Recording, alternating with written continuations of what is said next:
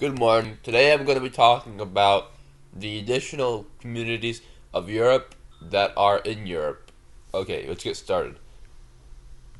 This is the additional community of Central Switzerland.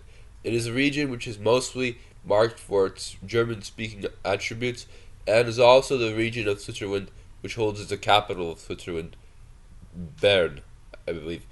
Although Bern is more of a French region of Switzerland. Um, but I believe also the famous city of Zurich is here in this part of central Switzerland.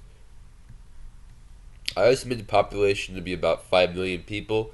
I think Switzerland was started in the late 1800s or something like that. Ever since it has been a nation notorious for its um, non allegiance. This is Luxembourg. Luxembourg is a country between France and Germany and Belgium.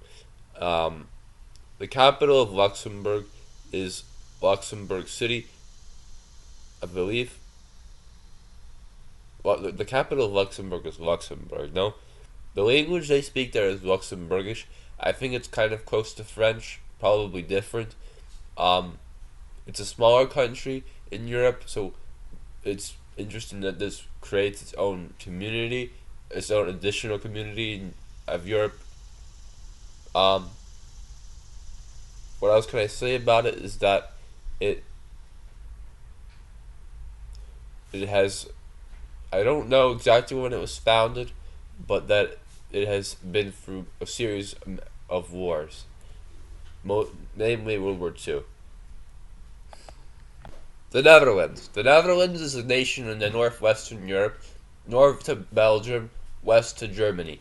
Now, Netherlands is technically part of the German ethnic region. That is our DNA in a way. But the Netherlands is also a separate additional community of Europe. Um, what can I say about it? The Netherlands has definitely a much longer history than Luxembourg, I think. Perhaps not. But ultimately, I know that the Netherlands had colonized many places, like in the Caribbean, Africa, Indonesia for sure. I know about some of that.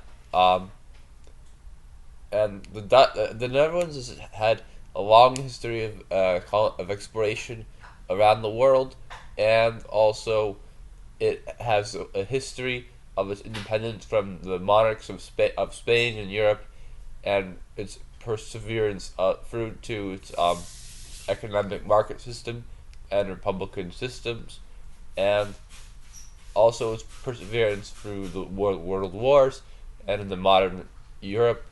Ultimately, the Netherlands is a nation worth learning about.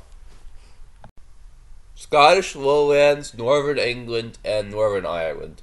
This is an additional European community which is located between the DNA ethnic regions of England, Scotland, and Northern Ireland, and it is a region which inhibits the collection of all of those ethnic regions into one additional community, and it is.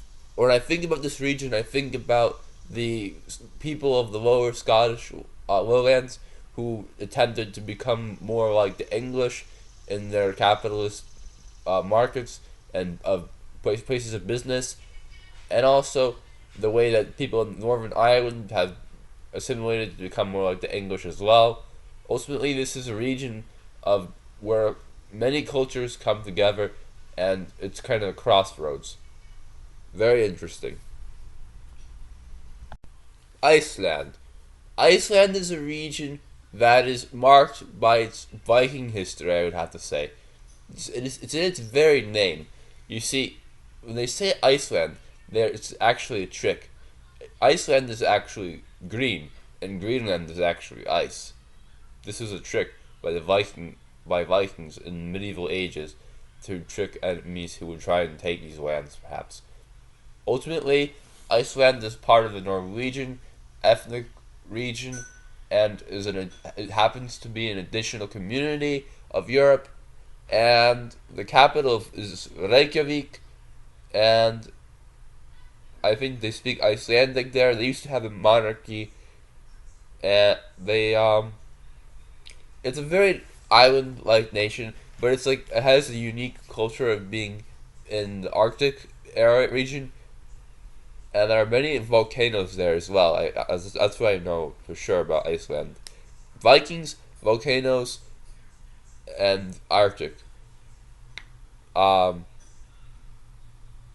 I would like to visit Iceland one day, as I know from many people that Iceland is a very peaceful country worth visiting.